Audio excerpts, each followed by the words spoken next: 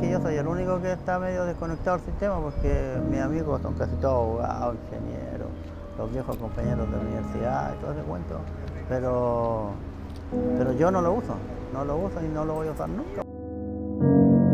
Marco y pum, me aparecen los nombres, pues, encuentro el que yo necesito y chao pescado.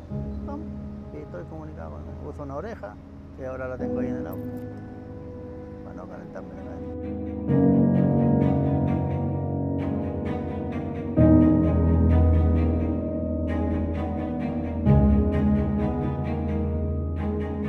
Internet, WhatsApp, tiene toda la tecnología la tiene el teléfono. Yo no la sé ocupar. Mis nietos le dan guaraca así, en la tarde cuando llego,